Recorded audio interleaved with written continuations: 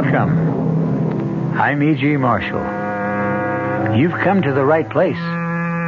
Here we present a unique kind of drama. Drama that uses your ears to stimulate your fears. The story you're about to hear concerns another part of the human anatomy. It's a tale about a very frightening pair of hands. Not because they're ugly or mutilated, or because they do evil things. On the contrary, the hands of our heroine do nothing at all. And therein lies her terror. But there's one other subject our story deals with, and it's the most mysterious of all, the human mind. Our mystery drama, The Hands of Mrs. Mallory, was written especially for the Mystery Theater by Henry Slessor and stars Celeste Holm. It is sponsored in part by Anheuser-Busch Incorporated, Brewers of Budweiser, and Buick Motor Division. I'll be back shortly with Act One. Some research experts say you can't taste the difference between beers. Well, if they're right, then Anheuser-Busch wastes a barrel of time Beechwood aging Budweiser. Only they don't think so. Brewing beer right does make a difference. And they're betting a bundle that you can taste the difference in Bud. When it comes to brewing Budweiser, the Anheuser-Busch choice is to go all the way because they still care about quality.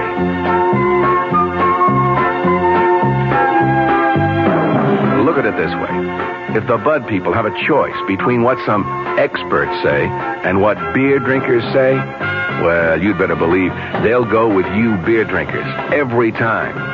When you say Budweiser, you said it all. Anheuser-Busch, St. Louis.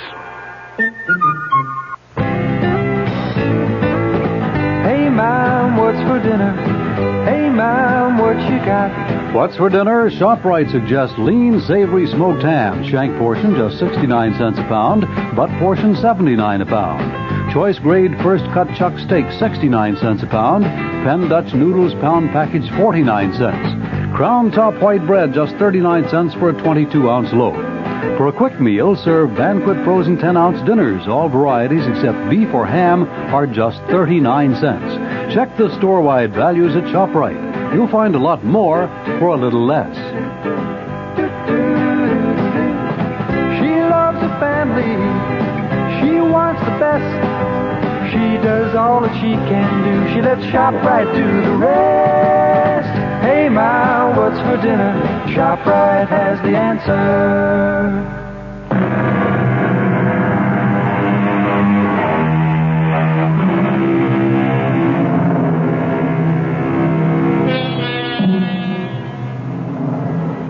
Think of the most beautiful day you can imagine. A day so perfect that the birds are singing its praises.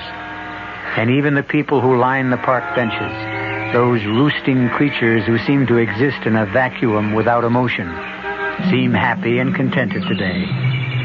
But there's one exception. A lady of middle years who sits alone on a bench. Is it her glum expression that has driven away other people? Or perhaps it's the obvious elegance of her mink stole and the glistening perfection of the diamond on her finger. Hey, lady, is this seat taken? No. It's okay if I sit here and wait for my brother? He's playing in the ball game. How nice. He plays first base. Hey, you want to see my baseball? Not especially. It's got Reggie Jackson's autograph on it. Here, look at it. No, please, I really don't know. What's the matter with your hands? Nothing.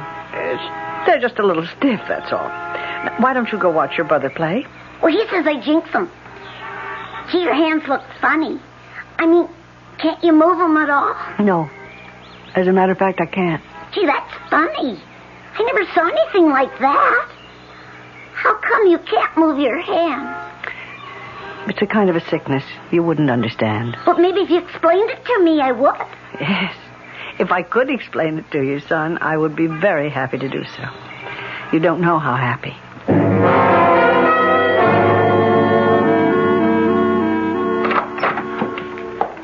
Come in, Ida. Have a seat. I always feel so guilty when I take your time. Each examination seems to produce exactly the same result. Well, that's no reason not to keep examining you.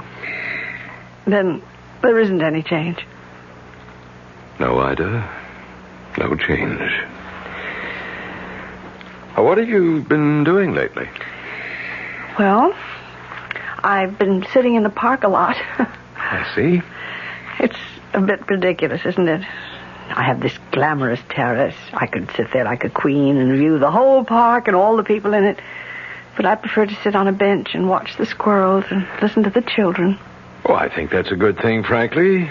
To be on the ground, in touch with things. Herbert never believed in that. Herbert liked to get away from the smell of the crowd. Yes, that was the phrase he always used, the smell of the crowd. My husband knew a great number of unkind phrases. Well, I never knew him, of course. No. Neither did I suppose. Even when he was lying in his coffin, I felt as though I were saying goodbye to a stranger.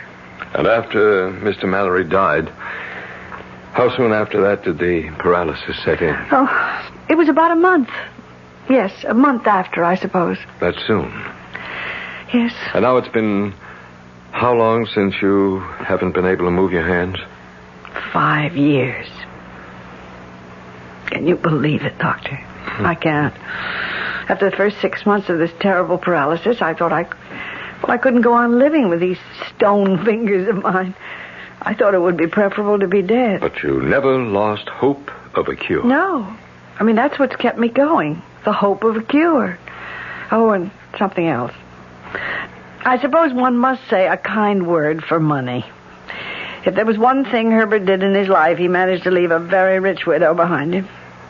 Ida, I hope you won't misunderstand what I'm going to say. Doctor, you don't have to say it. I know what comes next. You're going to advise me to get out of myself, to stop thinking about my poor hands and think about other people. Charity work. Well, Ida, that's one suggestion. But... Oh, if you knew how many charity committees use my name, or how many thousands of dollars I give to every foundation with an impressive name. Ida, I was going to talk about going back to that psychiatrist. Oh, that. I honestly think you gave up too soon. If you'd given the man a chance... Dr. Merritt, my hands are paralyzed. I'm not imagining it. They're paralyzed, frozen, insensitive. You've made all the tests yourself. Do you think I've been faking? No, of course not. The illness is genuine, but sometimes the origin of an illness of this nature can... It's all in the mind, yes, of course. All in the mind. So easy to say that, isn't it?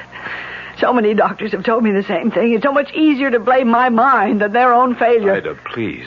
Doctor, excuse me. It's time for me to go. You've got lots of patients waiting for you. Some of them you might even help.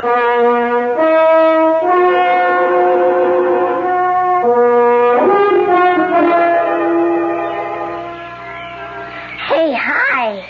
Oh, it's you again. Waiting for your brother? Nah, he's not playing today. Oh, that's too bad. It's a lovely day. He broke his leg. Oh, I'm sorry to hear that. Hey, is that what happened to your hands? I mean, did they get broken? Something like that. Well, do you feel anything at all? I mean, like your fingers? You're a very curious boy. Did anyone ever tell you that? Can I just touch him, lady? Please? No, please don't. Hey, you kid. Now cut that out. Well, Stop bothering this lady, you hear me? I wasn't bothering her. All right, now go on, get out of here, leave her alone. Okay. I just wanted to touch her hand. I'm sorry, ma'am. I just couldn't help overhearing. Thank you. He was getting a little too bothersome, although I'm sure he didn't mean any harm. Well, I could see that you were getting annoyed. Ted? Oh, yes, I'm over here, Melinda. On your hand, huh? I can't manage 2 hot dogs and a bag of peanuts and 2 crutches at the same time. Oh, sure. I'm sorry. Excuse me, ma'am. Oh, this one's yours, with the mustard. Thanks. Do you think I could sit down? Of course. Ted, would you grab that crutch? Yeah, I got it. Listen, I told you that I'd get the hot dogs. I mean, you didn't have to be quite so independent. That's funny. You're always complaining that I'm not independent enough. Oh, am I crowding you, ma'am? Oh, no. Plenty of room. Ted, who was that boy I saw running off? Oh, I drove him off. He was bothering this woman. Oh, dear. Oh, are you all right? Oh, yes, I'm fine. As a matter of fact, he was telling me about his brother's accident. He hurt his foot. I guess This must be the season for accidents. You mean these crutches? I'm afraid that was another season. Hey, gee, it's warm, isn't it? Huh? For this time of year? Of course, you're warm. Saving fair damsels and all that stuff. I didn't know you were a regular St. George, Ted. Yeah, sure I am, with Kid Dragons. Would you like some peanuts, ma'am? We've been trying to give them away to the squirrels all day, but we haven't seen any. No, thank you. I don't like peanuts very much. I can't imagine what squirrels see in them. Don't worry. My brother will happily eat them all by himself. Your brother? I'm Melinda West. This is my brother, Ted. And my name is Mrs. Mallory. How'd you do? Haven't I seen you two here before? Oh, you probably have. We live close to the park. Are you from around here, Mrs. Mallory? Oh, yes. I live in that building right there. Oh. What a view you must have.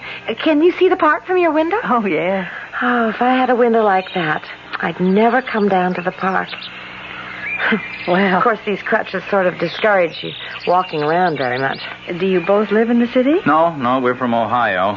We've only been here about 2 months, but I guess we'll be going back soon. Don't say that. Don't even think that, Ted, please. I'm sorry, Melinda. I didn't mean to... I gather that you don't want to leave. Well, not if it means that... Well, the truth is we came here to see a doctor, a surgeon who specializes in cases like mine. You see, I was in an automobile accident 2 years ago. I haven't walked since. Oh, I'm so sorry. I know exactly how you must feel. Well, people always think they do, but they really can't. Melinda. What? I think your brother is trying to signal you, Melinda, about me. What do you mean? He means these. My hands.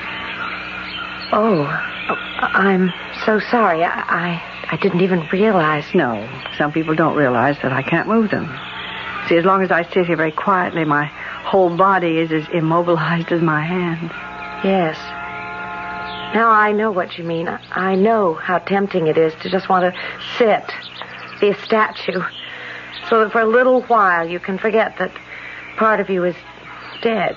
Oh, come on, Melinda, please. Let's cut this out, huh? Please, tell me more about this surgeon. I can tell you what he said in one word. 1 2-letter word. Oh, dear. He won't operate, then? He said it wouldn't do any good. He turned us down flat. That's why I want Melinda to let me take her back home. Oh, well, do you have parents there? No, we have no one. But I don't want to go back. I don't. I want to see... What were you going to say? Never mind, Mrs. Mallory. Now, come on, Melinda. You finished your hot dog. Let's go home. Ted, let me tell her. Let me ask For her. Pete's sake, what kind of nonsense is this? What do you want to bother the woman for? Because there's no one else I can talk to about Dr. Griff. I can't talk to you about him. You just get red in the face and stomp away from me. There's nothing to talk about, and I'm sure Mrs. Mallory isn't interested in fairy stories. I really don't know what either one of you is talking about. Who is Dr. Griff? Oh, he's a quack, a phony. Ted. Well, that's all he is. A 2-bit faith healer who robs every cripple he can get his hands on. You don't know anything about him. You only met him once. Yeah, well, that was enough. I could tell in 1 second that the man is a fake. He can't cure a broken spine. But why not let him try? Somebody has to try. I don't want to be the way I am. Oh, Mrs. Mallory, I don't want to be this way. Help me. Help me, please.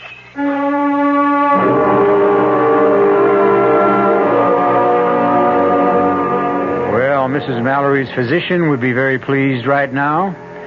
At last, his patient seems to be taking his advice to interest herself in the outside world, in problems other than her own.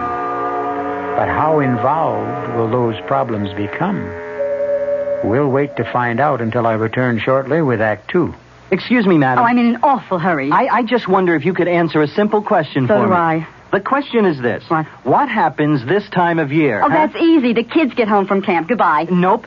What do you mean, nope? Nope. I mean, I should know when my kids get home from camp. Well, the answer I had in mind was a tad more general in scope. Well, I gave my answer. Let's hear yours. You know, I'm glad you asked. Are you? You see, what happens this time of year is that Buick dealers are giving particularly great deals on all their 74 Buicks. For a family woman such as yourself, I think a neat little Apollo would be just the ticket. It's small, economical, but surprisingly roomy. And it's a Buick, so it's really quite elegant. You don't say. Now, isn't that good news? Yes, I mean, that you can get such a nifty deal on such a nifty small car. To be sure it is, yes. To be sure. By the way, where do your kids go to camp? Guam. It's a small island in the South Pacific.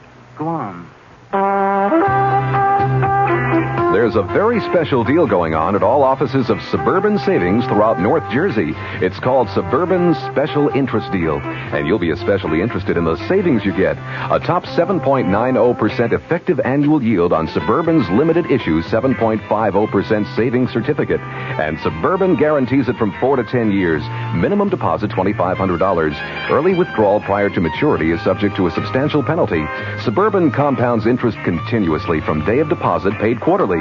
So you not only get interest on your savings, you get interest on the interest. And Suburban offers you the highest interest rate allowed by law. Here's your chance to get a great savings deal. A top 7.90% effective annual yield on Suburban's limited issue 7.50% savings certificate. Why not deal yourself into Suburban Savings Special Interest Deal at any Suburban Savings office in northern New Jersey? Located in Bayonne, Edgewater, Elmwood Park, Emerson, Hackettstown, Morris Plains, Nutley, Paramus, Sparta, and Wayne.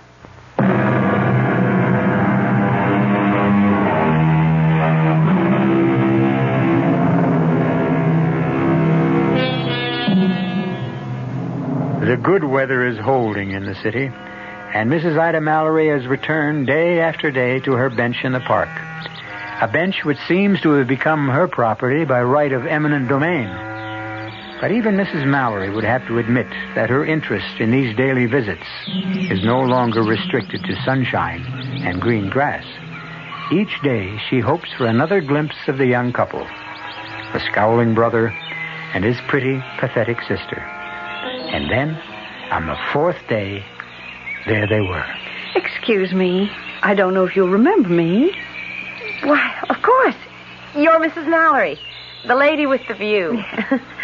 Yes, that's right. How are you both? Oh, we're okay. Well, I really didn't mean to interrupt your conversation. Oh, don't be concerned about the way Ted looks. His face always is like a thundercloud, especially when we discuss the forbidden topic. I suppose you mean that doctor. Yeah, she talked me into seeing him again. You know something? Every feeling I had about him the first time was confirmed. That's really impossible, Mrs. Mallory. Tell me something. Is he a real doctor? Well, I'm not sure he's a medical doctor, Mrs. Mallory, but I'm sure he's entitled to the degree. Maybe a doctor of psychology or something like that. I'll tell you what he's entitled to. A good swift kick in the... I'll tell you one thing about Dr. Griff. He's the only one who said he could help me. He didn't promise. He just said he was hopeful. Well, that's something anyway. Yeah, I'll tell you what he's hopeful about, getting your $500. He says he's very hopeful I can be cured. And that's worth a great deal more than $500. All right, go on. Tell her the rest. Tell her the real clincher. Or you're afraid to. What do you mean? Mrs. Mallory, you're an intelligent woman. So listen to how Dr. Griff plans to cure my sister. I know it sounds sort of melodramatic. Oh, it's idiotic. That's what it is. Please, I'd still like to know. Well, he says he uses something called the water of faith. See what I mean? The water of faith? Sounds sort of, religious. Like, the holy water at Lourdes. It's related to that, yes. Oh, now do you see why I say the guy is an out-and-out fraud? The water of faith. Where are we? Back in the Middle Ages? Well, I must admit it does sound sort of odd. Just the same. He said that it works. That it's worked for dozens of people. He wants $500 for the treatment. With no guarantees, you understand. Oh, Mrs. Mallory, will you help me, please? Will you talk some sense to this woman? Oh, my dear. I mean, I have to admit it really doesn't sound reasonable. You mean the $500? Oh, but it's a very special treatment, Dr. Griff said. Well, I meant it's not reasonable to assume that such things can do any good. I see. So I'll never know. Is that it? I'll just turn around and take a plane back to Ohio and live out the rest of my life as a cripple, when for $500, at least I might have had a chance to live. Yes, I see what you mean. Ted... Oh, I hope you don't mind my calling you Ted. Oh, no, of course not. Your sister, well, she may have a point there. I mean, even if it is a waste of money, perhaps she'll never be happy unless you let this man try. If not... She'll always wonder about it. Always. Yes. Yes, I know that. That's what his whole bag is, making you wonder if it just might work. And, well, about the money, I don't know how to say this, but you see, $500 may seem like a lot to you, but it isn't to me. So if I can help you. Oh, no. Oh, no, please. Absolutely not. It's not really a problem, Mrs. Mallory. We've got the money. Besides, it's not the money so much as, well, seeing Melinda disappointed again. I've had so many disappointments, you see. Yes. Yes, I know all about such things. Oh, dear. Yes, of course you do. Oh, you see what a selfish person I've become. I keep forgetting that you have your own affliction. I'm not sure that it isn't even worse than mine. To lose the use of your hands. Well, never mind about me. What are you two going to do? Oh, I don't. It looks like I'm outnumbered on this thing. Ted, does that mean you'll let me do it? You'll let me? Well, if you go back without trying this dumb water of faith, you'll always regret it. So, okay, let's get it over with. Oh, Mrs. Mallory. Oh, thank you. You're the one who did it. Oh, my dear. I just hope your miracle happens. All my life, I wanted to believe that miracles happen.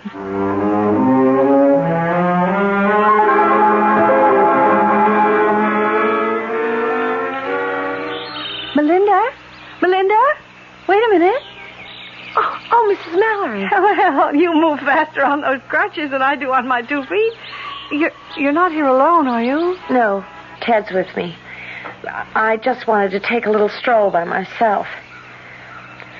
No, that isn't true. We just had another fight, and I had to get away from him. Oh, dear. Now, that doesn't sound too good. Well, you know how Ted is. Well, see, I haven't seen you for 2 days. How are you? The truth is, I don't really know. But I started treatments, Mrs. Mallory. With Dr. Griff? Yes. I started about 5 days ago. And it's nothing at all like what I expected. Well, tell me about it. Well, you remember how silly it all sounded, this water of faith business. Well, it sounded a little theatrical. But it isn't. It's scientific, Mrs. Mallory. That's the most wonderful part of it. Dr. Griff only used that phrase as a convenient description of the drug. What drug is that? Well, maybe I shouldn't tell you this. Why not? Oh, I don't know. I have the feeling that there might be something slightly illegal about it. The drug he uses. A psychedelic suggestion. Psychedelic suggestion? Now, what on earth is that? It's the technique Dr. Griff uses. He uses it to liberate the mind from its control over the body whenever that control is negative. I'm sorry. I really don't understand that kind of talk. Well, I'm not saying I understand it myself completely. But it does sound to me as if he believes that your illness is psychosomatic. I don't know, Mrs. Mallory. All I know is that I have to go through with it. Kill or cure. It isn't a dangerous treatment, is it? No, I'm sure it isn't. It's more like a sort of a hypnosis. I go to his office, he administers the drug, and then he talks to me. And that's all there is to it. And? Has it helped? I think I'd better go back to Ted. He's probably getting worried about me. Melinda, please tell me if... Melinda, look out! That bicycle! Melinda. I'm sorry, miss. I'm sorry. Melinda, are you all right? Oh, here, let me help you up, miss. Oh, you idiot. I mean, can't you see that girl is crippled? Quick, give me that crutch. Oh, yes, sure. Wait. I think I can manage to pick myself up this way. Now, just take it easy. Mrs. Mallory. What is it? Are you hurt? No, it's my leg. Did you see that? My leg bends slightly at the knee. No, I didn't see Look, it. miss, if you're sure you're okay. Oh, get out of here. Go away and be more careful next time. Yes, Mrs. Mallory. I'm sure it happened. I saw it happen. My leg moved. For the first time in 2 years, it moved.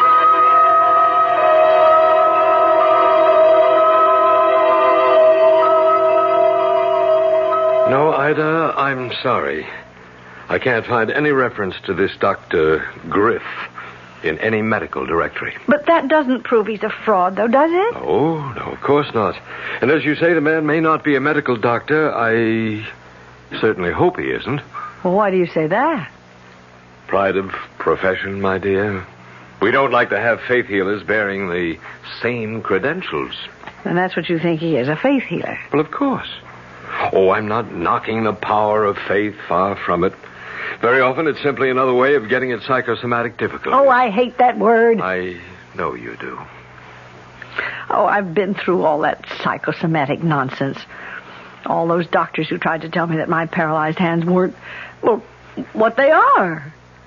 That there's something in me, some emotional problem. You didn't give them much chance to prove or disprove it, Ida. I did. I submitted to their therapy, even if I didn't believe in it, and it didn't do the slightest bit of good. Well, maybe if you had believed them, it would have. Flesh is flesh, Doctor. Bone is bone. That kind of therapy can't make my hands move any more than it can make that poor girl walk. And I have a good mind to tell him so. Please come in, Mrs. Mallory. Thank you. Won't you have a chair? All right. Well, do you mind if I ask who referred you to me? Well, actually, it was one of your patients, Melinda West. Yes, of course. A very charming young woman. Have you known her long? Just a few weeks.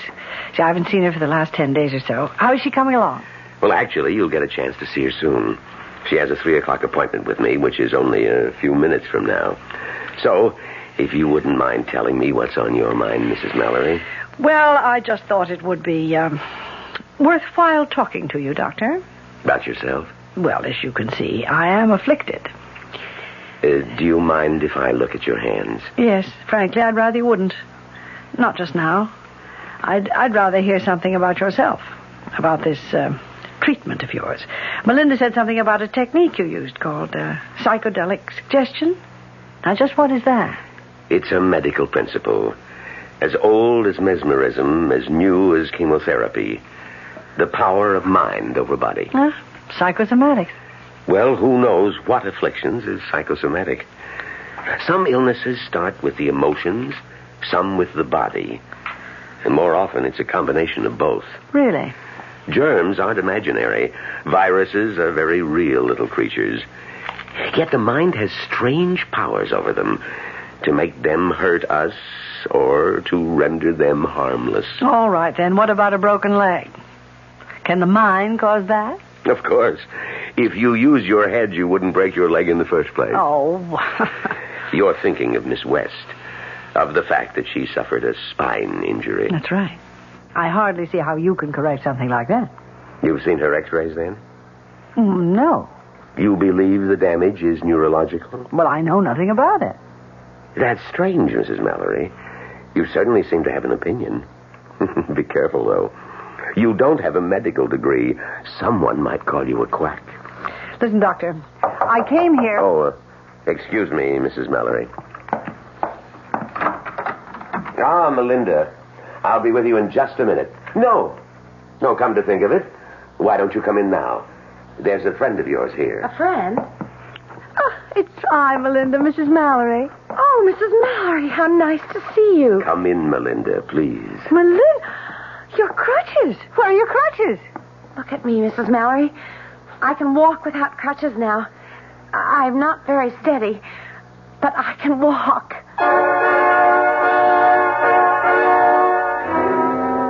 Well, there goes at least one of Mrs. Ida Mallory's cherished notions that the mind can't cure the body. But she sees the evidence of her own eyes, and something tells me that this is one prejudice she's willing to give up. After all, she wants to believe in miracles, and don't we all?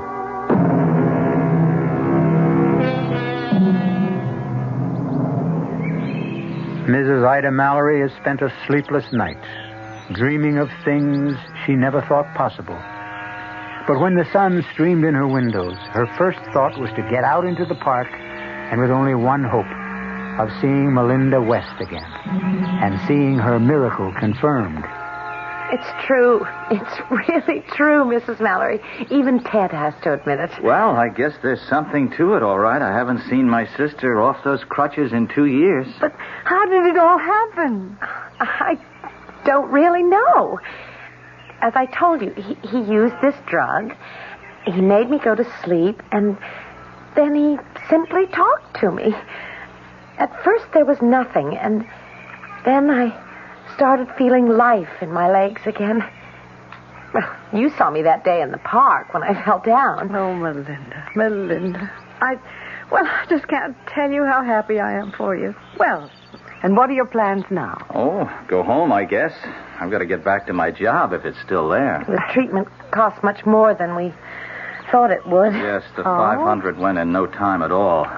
Then he asked for another $1,000. He said it couldn't be helped. The drug he uses is so horribly expensive. Now, listen.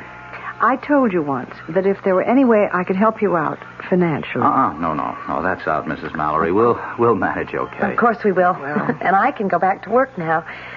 I can do anything I want now. Oh, yes. Yes, that must be a wonderful feeling. To be able to do anything you want.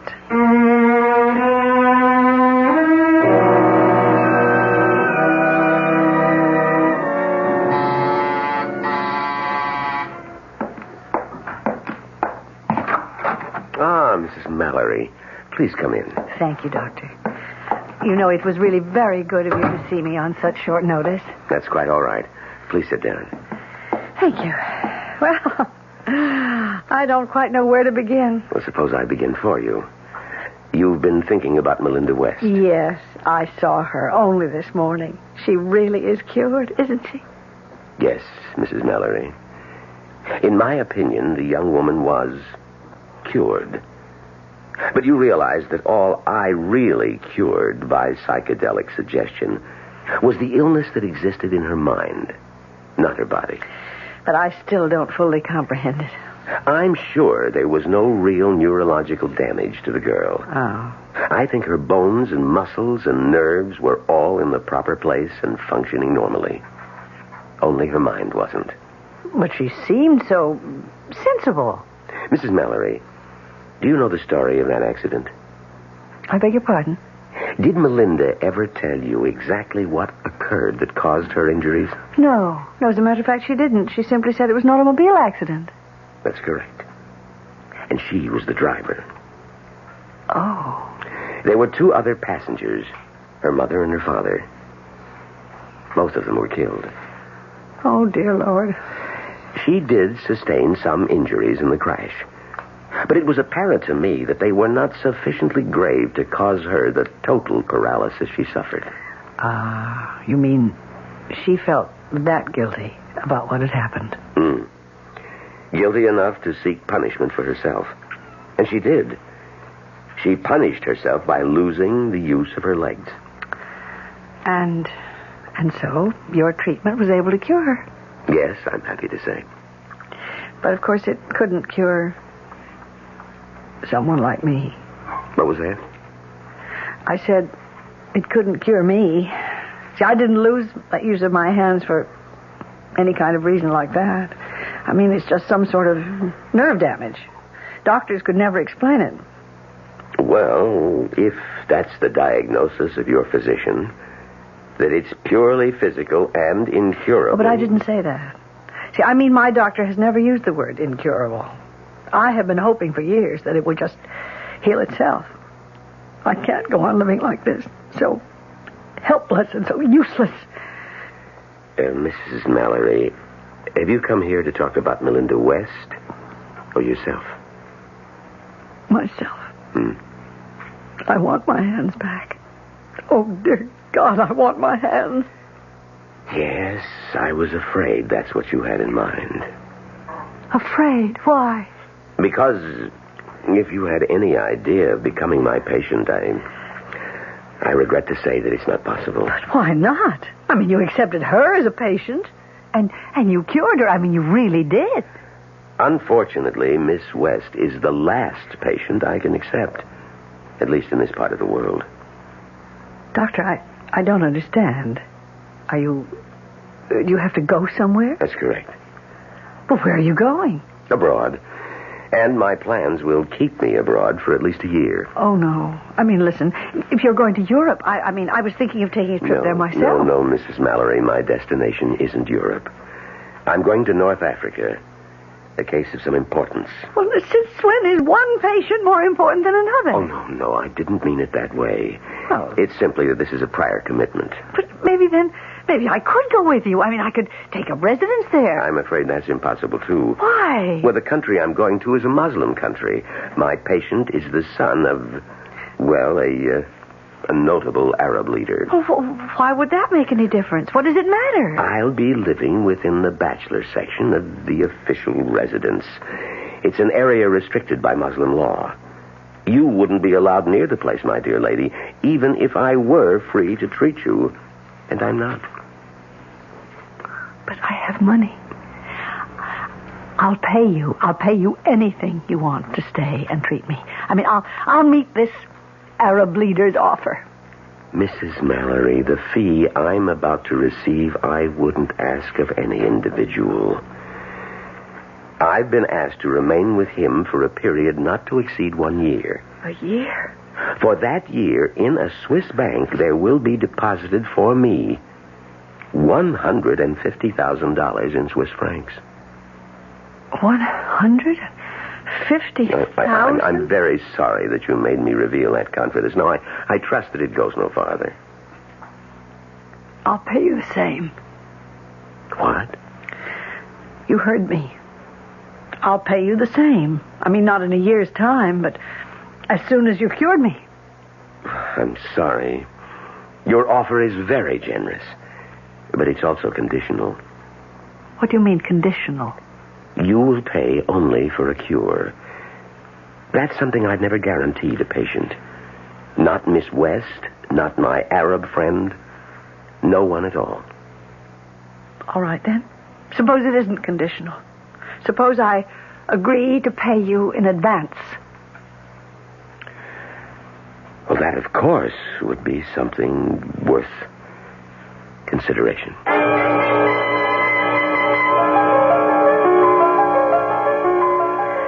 Well, hello, Dr. Merritt. This is certainly a surprise. I think it must be the first time that a doctor ever made a voluntary house call. Well, I didn't come here to see you as a patient, Ida. Only as a friend. Well, that's very kind of you. Ever since I saw you last, I've been thinking over what you told me about this Dr. Griff. Oh, yes. Well, what about him? I thought it would be worthwhile just to ask around about the gentleman. And last week I was attending a joint conference of my medical association and psychological group. Mm-hmm. Well, anyway, I did learn something that I thought you might be interested in. There is no Dr. Griff. Oh, what was that? Oh, maybe he has a Ph.D. and tacked that in front of his name, but I'm quite sure that the man is not a medical doctor. All right. Be that as it may, he's still not necessarily a fraud. Well, I didn't say he was anything. But I suspect that your original judgment was correct. But... that he's not someone to be trusted. But you don't know the whole story. Well, what I do know is you're more impressed with a man than you were willing to admit. Isn't that right? Dr. Merritt, he cured that girl. What? You know that girl I told you about, the crippled girl? She's walking again. I saw her walk. Well, I suppose that could be true. Faith healing does have its successes. Well, I'm sorry, Doctor, but I'd rather not discuss this any further. Oh, wait a minute. I don't like the way you sound. Ida, have you made any sort of arrangement with this charlatan? Dr. Merritt, I appreciate your interest, but I refuse to say another word about this matter. I mean, do you understand? Not another word.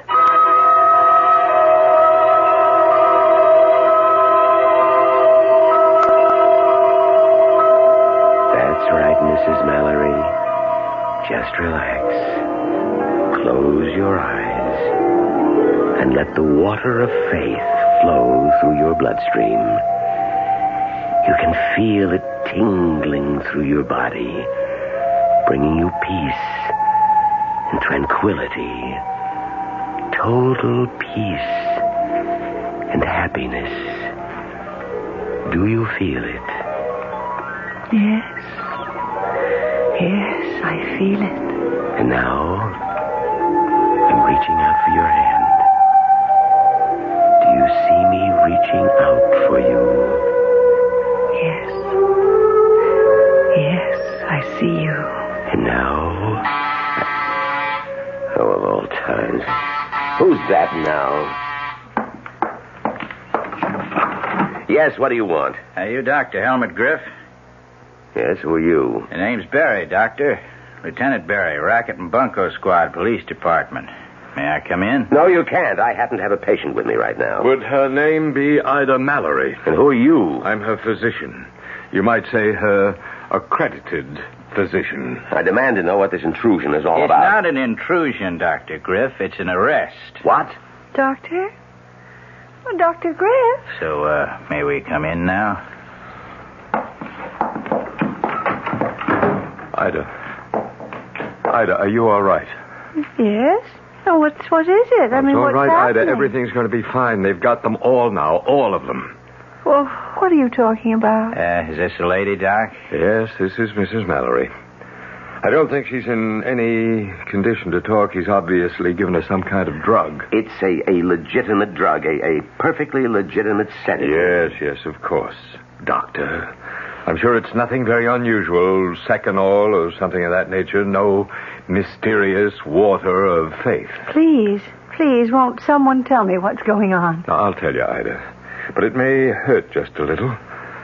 You see, I told the police your story, and they investigated.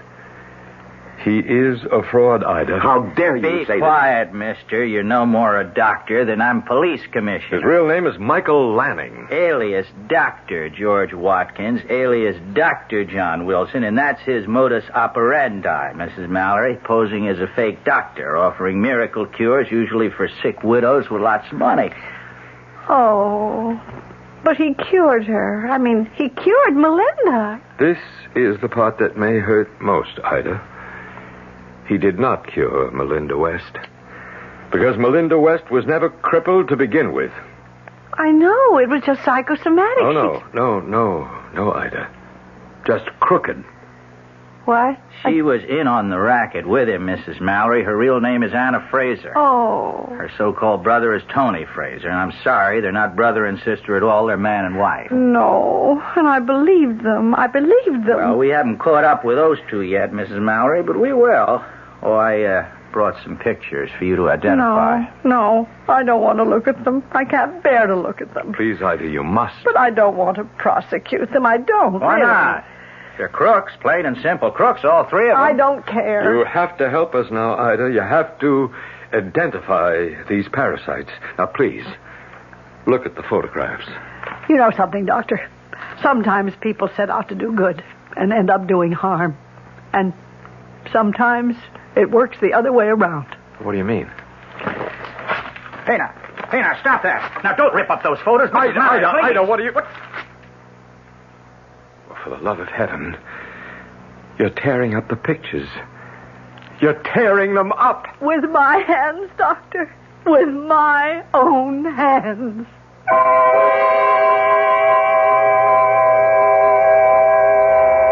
Well, they say that it's an ill wind that doesn't blow someone some good. And in this case, it looks like three evil people have managed to be very good to Mrs. Ida Mallory, in spite of themselves. If there's a moral to this tale, I'd frankly hate to be the one to say it.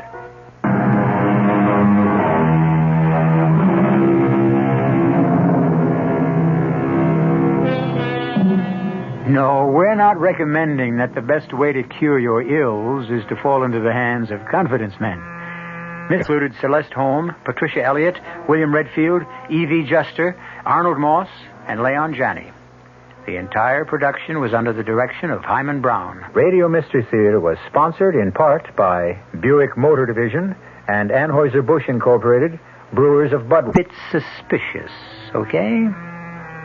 Our cast included Celeste Holm, Patricia Elliott, William Redfield, E.V. Juster, Arnold Moss, and Leon Janney. The entire production was under the direction of Himan Brown. Radio Mystery Theater was sponsored in part by Buick Motor Division and Anheuser-Busch Incorporated, Brewers of Budweiser. This is E.G. Marshall inviting you to return to our Mystery Theater for another adventure in the macabre. Until next time, pleasant dreams.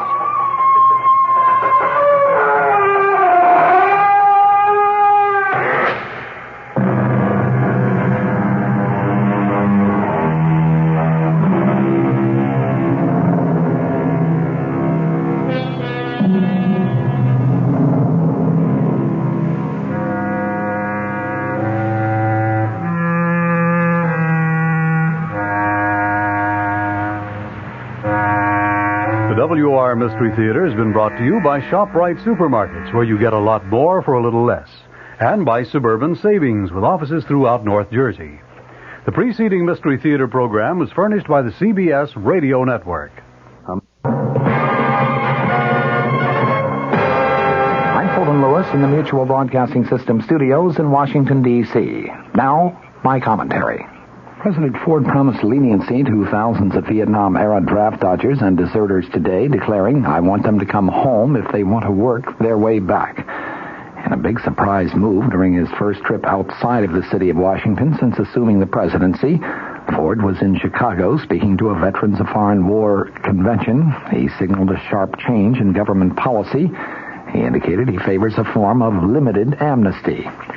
He told the VFW conventioners that one of his first acts as president was to order a complete review by September 1st on the status of 50,000 young men convicted, charged, or sought for offenses loosely described as desertion and draft dodging, declaring that, quote, unconditional blanket amnesty is wrong.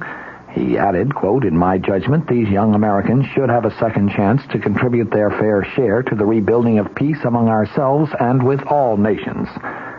So I am, Ford concluded, throwing the weight of my presidency into the scales of justice on the side of leniency. I foresee their earned re-entry into a new atmosphere of love, hard work, and mutual trust. He offered no specifics on the shape of his still developing policy regarding amnesty, but he said decisions of my administration will make any future penalties fit the seriousness of the individual's mistake.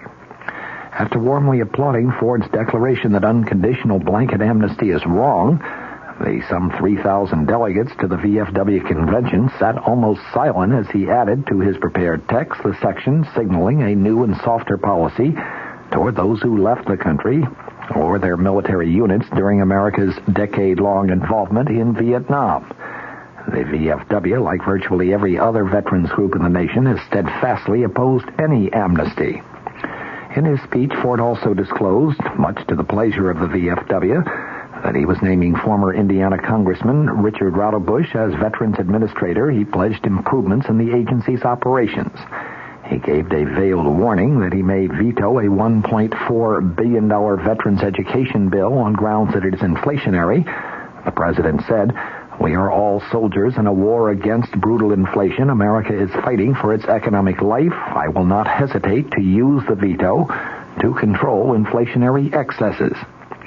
Standing in an open-top limousine, Ford was applauded and cheered by tens of thousands as his motorcade carried him through downtown Chicago. But outside the convention hotel, thousands of Greek Americans waved signs and chanted slogans criticizing his administration's policy regarding Cyprus. The demonstration in Chicago today was planned before the U.S. ambassador to Cyprus, Roger Davies, was slain in Cyprus when a mob of Greek Cypriots stormed the U.S. embassy in Nicosia. The Greek Americans who thronged to Grant Park across from the Conrad Hilton Hotel were demonstrating virtually against what they called a tilt toward Turkey and the U.S. policy regarding Cyprus. Few of the chants today named President Ford, but most of them were aimed at Secretary of State Henry Kissinger. They were calling for Kissinger to resign. Some were saying to give the Nobel Prize back. The president paid no apparent attention to the demonstrators. Ford told the convention delegates that the word of Davy's death was tragic news. President Ford adding, he too gave his life in foreign wars. Let us offer our prayers and our condolences to his loved ones for his supreme sacrifice on behalf of all America. Ford apparently drafted his remarks regarding amnesty en route to Chicago today, inserting them into his prepared text. He said, when he took office, I found on my desk where the buck stops the urgent problem of how to bind up the nation's wounds, and I aim to do that. He said as Commander-in-Chief, he will work within our system of military justice, but he said that he has ordered Attorney General William Saxby and Defense Secretary James Schlesinger to consult with other governmental officials and report their unvarnished views and those of the full spectrum of American opinion on this controversial question. Richard Nixon, the man Ford succeeded just 11 days ago, had followed a firm anti-amnesty policy, vowing at one point, never, never, never, when asked regarding amnesty. One of Ford's last duties as vice president was to present, after death, 14 medals of honor to the parents, widows, and children of Vietnam heroes. Ford said, as I studied their records of supreme sacrifice, I kept thinking how young they were. The few citizens of our country who, in my judgment, committed the supreme folly of shirking their duty at the expense of others were also very young. These young Americans should have a second chance. I will act, he said today. I will act promptly, fairly, and firmly in the same spirit that guided Abraham Lincoln and Harry Truman. I reject amnesty, and I also reject revenge. His announcement that Ralph Bush, a former VFW national commander and now deputy VA administrator, would be promoted to succeed Donald Johnson drew sustained applause from the delegates today. Ford said he is a man who gets things done. I am confident that he will do a first-class job. He set some guideposts for the new administrator.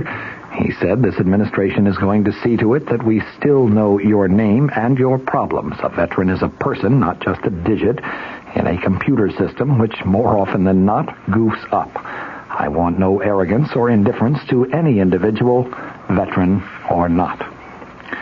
Because of Richard Nixon's decision to voluntarily step down from the presidency, a long impeachment debate on Capitol Hill obviously has been avoided, and because of that, both the House and the Senate have been able to get down to other pending business, matters which, had the impeachment process continued, may well have been delayed at least another 2 months, and possibly even longer.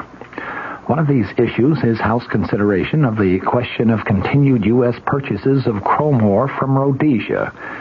It is an issue which was seemingly resolved some 3 years ago when, after lengthy debate and several very close roll call votes, the U.S. Senate went on record favoring a resumption of such purchases, trade with the southern African nation of Rhodesia having been discontinued by an executive order of President Lyndon Johnson issued in January of 1967. That was an order which brought the United States into full compliance with the United Nations Security Council embargo against Rhodesia.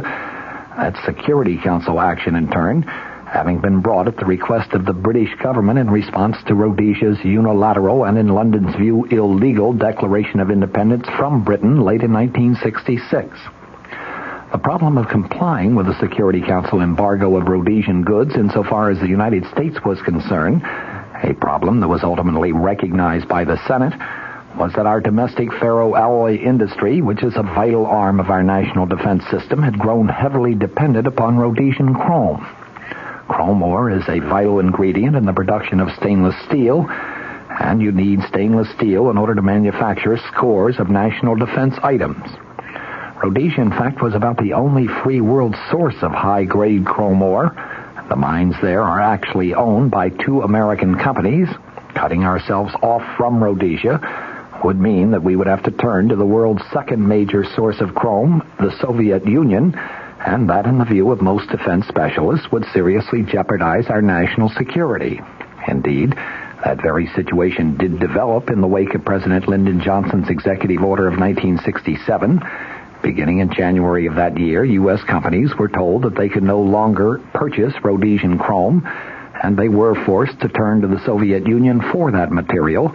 The Kremlin, incidentally, responded to its new near-monopoly status by jacking up the price for its chrome from $25 per ton to more than $75 per ton, the increase being accomplished in a period of less than 3 years. It was Virginia Senator Harry Byrd who brought these matters to the attention of the Senate, and it was his amendment exempting chrome from the anti-Rhodesian boycott, which was ultimately approved by the Senate in the fall of 1971. By the time the issue reached the House of Representatives, the United Nations had voted to admit Communist China to that organization's membership, and as you recall, it had expelled one of the founding members, Nationalist China. The mood in the House of Representatives was hardly friendly to the UN, and in that atmosphere, the House members voted an overwhelming 251 to 100 in support of Senator Byrd's amendment, and by early 1972, imports of Rhodesian chrome to this country had been resumed. Liberals had argued vehemently against the Byrd Amendment. Its approval, they insisted, would have been a slap in the face of the United Nations, and some went so far as to argue that a UN decree actually superseded the law and authority of the United States anyway. They actually sued in the courts in hopes of getting the courts of this country to agree with their point, but they lost. The U.S. Court of Appeals ruled that the U.S. Constitution is still our national charter. The Charter of the United Nations is not.